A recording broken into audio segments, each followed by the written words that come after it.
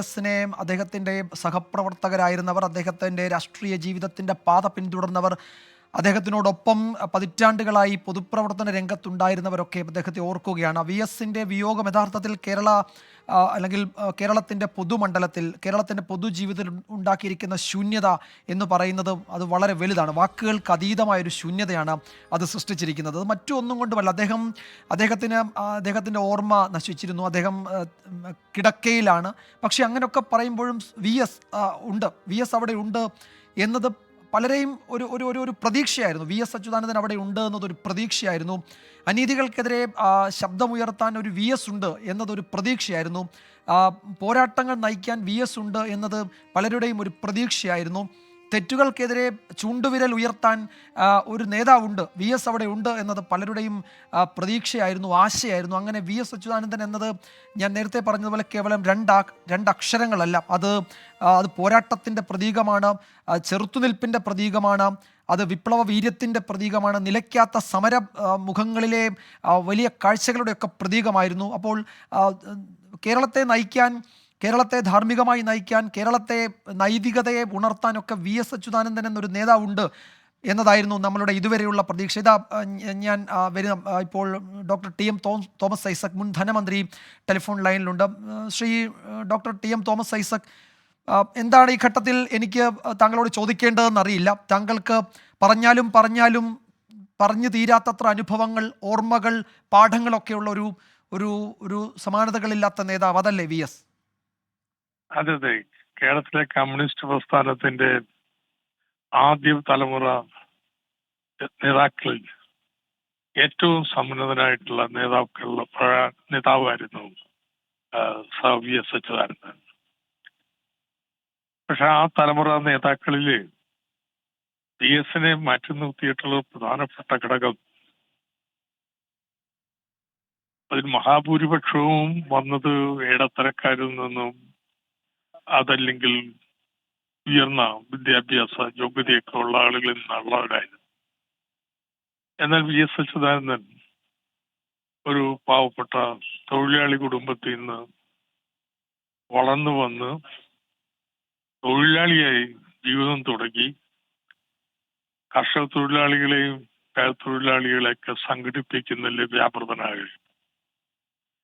പ്രാഥമിക വിദ്യാഭ്യാസം മാത്രമേ ഉള്ളെങ്കിലും കമ്മ്യൂണിസ്റ്റ് പ്രസ്ഥാനത്തിന്റെ ഏറ്റവും ഉയർന്ന ഘടകമായ പോളിറ്റ് ബ്യൂറോയിലും കേരളത്തിന്റെ മുഖ്യമന്ത്രിയായിട്ടും എല്ലാം വളരുന്നതിന് അദ്ദേഹത്തിന് കഴിഞ്ഞു.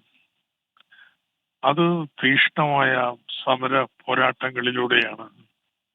അതിൽ ഏറ്റവും എടുത്തു പറയുന്ന കാര്യം, ഇന്ത്യയിലെ കർഷകത്തൊഴിലാളി പ്രസ്ഥാനത്തിന്റെ ചരിത്രത്തിൽ കേരളത്തിലെ കർഷകത്തൊഴിലാളി പ്രസ്ഥാനമാണ് ഏറ്റവും മുന്നിൽ. കേരളത്തിലെ കർഷകത്തൊഴിലാളി പ്രസ്ഥാനത്തെ കെട്ടിപ്പടുത്തത് ഏറ്റവും നിർണായകമായ നേതൃത്വം വി എസ് അച്യുതാനന്ദൻ്റെതായിരുന്നു. ഇത് 1930കളുടെ അവസാനം തുടങ്ങിയ, 40കളുടെ ആദ്യം തുടങ്ങിയ ഒരു പ്രയാണമാണ്. അത് സ്വാതന്ത്ര്യത്തിന് ശേഷവും ഒട്ടനവധി സമരങ്ങളുടെ നേതൃത്വത്തിലൂടെ ഏറ്റവും സംഘടിതമായിട്ട് വിഭാഗമായി കർഷക തൊഴിലാളികളെ മാറ്റിയിരുന്നു.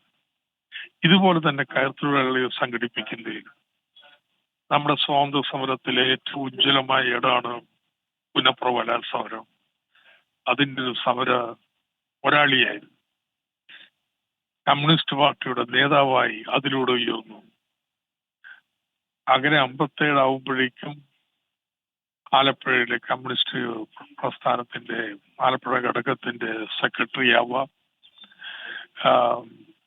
ദേവികുളം നിർണായകമായ തെരഞ്ഞെടുപ്പിന്റെ അതിന് നേതൃത്വം നൽകാൻ വേണ്ടി നിയോഗിക്കപ്പെടുക. അങ്ങനെ കമ്മ്യൂണിസ്റ്റ് പ്രസ്ഥാനത്തിന്റെ സംസ്ഥാന നേതൃത്വത്തിന്റെ ഭാഗമായി അന്നു മുതൽ ഇന്ന് വരെ അദ്ദേഹം പ്രവർത്തിക്കുകയുണ്ടായി. അതുപോലെ തന്നെ സമര പോരാളി എന്നുള്ള രീതിയിൽ മാത്രമല്ല, ഒരു ഭരണാധികാരി എന്ന നിലയിലും അദ്ദേഹം വ്യക്തിമുദ്ര പതിപ്പിക്കുകയുണ്ടായി. ഭരണപരമായിട്ടുള്ള ഒട്ടേറെ നൂതന കാര്യങ്ങൾ, എനിക്ക് തോന്നുന്നു ഒരുപക്ഷെ ഏറ്റവും പുതിയ കാര്യങ്ങൾ പോലും ഉൾക്കൊള്ളാനും അതിന് പ്രവർത്തനത്തിലേക്ക് കൊണ്ടുവരുന്നതിന് അദ്ദേഹം കാണിച്ചിട്ടുള്ള കഴിവ് ചെറുതല്ല. ഇപ്പോ ഇന്ത്യയിലെ ഫ്രീ സോഫ്റ്റ്വെയർ പ്രസ്ഥാനം ഏറ്റവും നൂതനമായിട്ടുള്ള ഒരു ആ, പ്രവർത്തന സരണിയാണ്. ഏറ്റവും ആധുനിക സാങ്കേതിക വിദ്യയുമായി ബന്ധപ്പെട്ടതാണ്. അതിൽ കേരളത്തിലാണ് ഒരു പ്രത്യേക സ്ഥാപനം തന്നെ അക്കാലത്ത് സൃഷ്ടിക്കുന്നതിന് അദ്ദേഹം അനുമതി നൽകുകയും പിന്തുണ നൽകുകയും ചെയ്തിട്ടുണ്ട്. സ്റ്റാൾമാനുമായിട്ടുള്ള അദ്ദേഹം കൈകൊടുക്കുന്ന ചിത്രം വളരെ പ്രസിദ്ധമാണ്. ഇതുപോലെ അധികാര വികേന്ദ്രീകരണത്തിൽ വഹിച്ചിട്ടുള്ള പങ്ക് അതെടുത്ത് പറയാൻ ഞാൻ ആഗ്രഹിക്കുന്നു. ഞാൻ അക്കാലത്താണ് VS-ആയിട്ട് ഏറ്റവും അടുത്ത് പ്രവർത്തിച്ചതെന്ന് പറയാം. അധികാര വികേന്ദ്രീകരണത്തിലെ ജനകീയ ആസൂത്രണ പ്രസ്ഥാനത്തെ അദ്ദേഹം നയിച്ച രീതി ഏതാണെന്ന് ചോദിച്ചാൽ ലേഖനങ്ങളും കാര്യങ്ങളും എഴുതിക്കൊണ്ടല്ല, ഒരു 200-250 പഞ്ചായത്തുകളിൽ 2 വർഷക്കാലം കൊണ്ട് അദ്ദേഹം നേരിട്ട് ചെന്ന് കാര്യങ്ങൾ അന്വേഷിച്ചു.